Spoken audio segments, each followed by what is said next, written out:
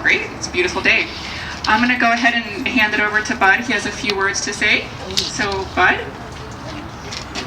Thank you, Leslie.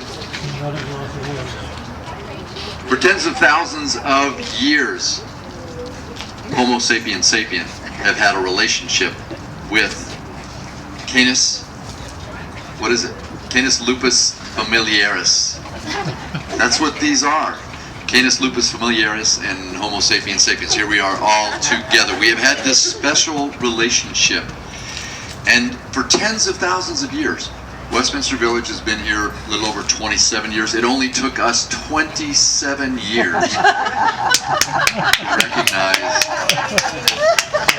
the relationship between Canis lupus familiaris and Homo sapiens sapien. Now, I'm going to tell you a story, and this is a true story. It happened yesterday. I received an email from a daughter of a prospective resident, and this is, I'm telling you, this is so ironic. She said, you know, Mom and Dad, we recognize that Westminster Village is just the, you know, is where Mom and Dad should be. It's, you know, they've been there, they love the culture and so on.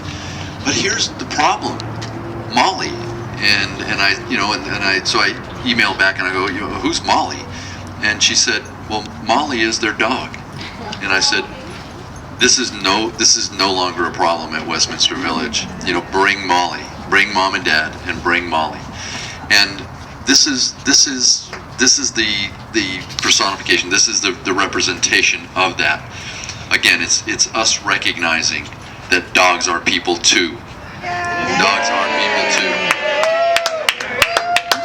Now, I've got one last thing, and then I'm going to turn it back over to Leslie. I've got one last thing. In honor of Canis lupus familiaris, I want us all to howl like a dog, and I want you to do that. So, you know, Kathy, you have a good voice. Why don't you lead us? You howl like a dog all the time.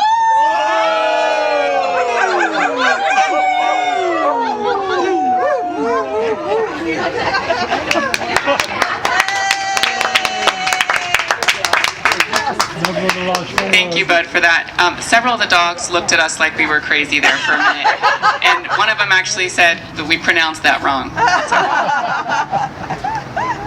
So I'd just like to give you a little brief history of why a dog park, why now.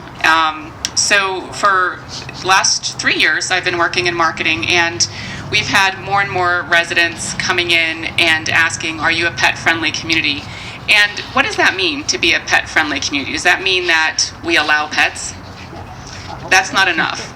And so, you know, a lot of times we were talking about what can we do with some of the green areas, and what about a dog park? And a dog park, not only does it provide a place for your little furry friends, and I know I put Fury on that flyer, so I apologize. Your furry friends with 2 R's. It gives them a place to roam and be free, and obviously in the confines of the apartment it's hard to really stretch their little legs, and so this is an opportunity for them to get out and get some fresh air and get some exercise. But it's also another area here on campus where you all as residents get to make a phone call to your neighbor down the hallway and say, well, I'll meet you at the dog park at noon. And then it's an opportunity for socialization and camaraderie and just companionship. And it's just another destination here at Westminster Village. So we're really, really proud. Now, this would not have been possible if it weren't for the donations of all of our residents. It was just an amazing outpouring. We sent out the first flyer saying, hey, we want to build a dog park, but you know, we are a not-for-profit. We do need some help with that. And we were just overwhelmed with offers for donations. And as you can see here on the left and on the right, we have bricks. And that fundraising isn't going to stop. We're going to continue to allow new residents, as they move in, to purchase bricks for their pets so that they can also memorialize their pets. So someday, hopefully, all of these pillars that you see here will have bricks on them. And so that is something we'll continue to do. But the original pillars here, as you see, will be the founding fathers and proud pet owners. So take a look, make sure your dog's name is on here if you donated. If you didn't, we're happy to order the bricks. If we missed something, of course, let me know. So I'd like to just read off the names of the resident donors who've made this possible.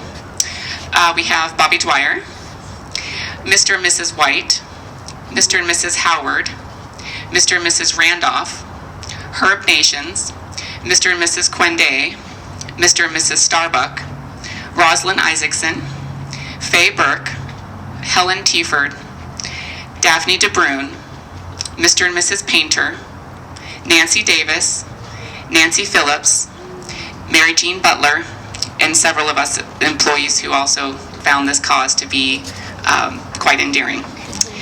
So with that, I would like to just take one moment to recognize our major donors. So everyone donated it with their bricks and their funds, and we had one couple in particular who really outdid themselves with their donation, and we would like to honor them in particular today, and by having them do our ribbon cutting for us. So Mr. and Mrs. Randolph, would you do the honors? Good.